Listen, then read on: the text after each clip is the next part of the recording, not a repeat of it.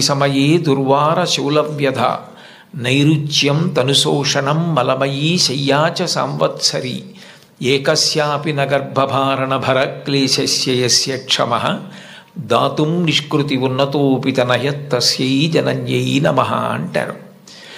9 నెలలు కడుపు పెద్దదై వికారమును పొంది తాను వంగలేక పని చేసుకోలేక తిందామంటే ఆహారం సహించక ఎంతో కష్టపడి తాను మరణ సదృశమైనటువంటి వేదన పొంది అన్ని నిప్పులు పడి బిడ్డని ప్రసవించి ఆ బిడ్డకి పాలిచ్చి పెంచి పెద్ద చేసి ఏడాది పాటు చలికాలం లేదు, వర్షాకాలం లేదు, మంచంలోనే మలమూత్ర విసర్జన చేస్తే ఆ మలమూత్రములను తుడిచి కడిగి బిడ్డని రక్షించి తాను ఉపవాసాలు చేసి చిట్ట చివరికి అవసరమైతే పిల్లవాడు ఎంత పెద్దవాడైనా వాడికి ఏదైనా కించిత్ అనారోగ్యం కలిగిందంటే భయం వేసినటువంటి మనసుతో నా ఆయుర్దాయం కూడా నువ్వే పోసుకొని బ్రతుకని అనగలిగినటువంటి వ్యక్తి ప్రపంచంలో ఉంటే అది అమ్మ ఒక్కతే.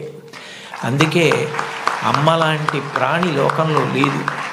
శాస్త్రాలు కూడా మొట్టమొదటి నమస్కారం ఎవరికి చేయించాయి అంటే మాతృదేవో భవ.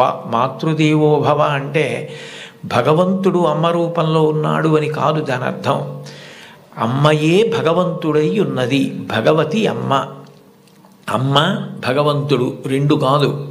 ఎందుకనంటే ప్రాణం పోయేటప్పుడు కూడా ఎక్కడ కొడుక్కి ఇబ్బంది కలుగుతుందోనని కొడుక్కి ఇబ్బంది కలగకుండా వాడికి ఏ విధమైనటువంటి క్లేశము పొందకుండా తాను వెళ్ళిపోవాలని తల్లి కోరుకుంటుంది.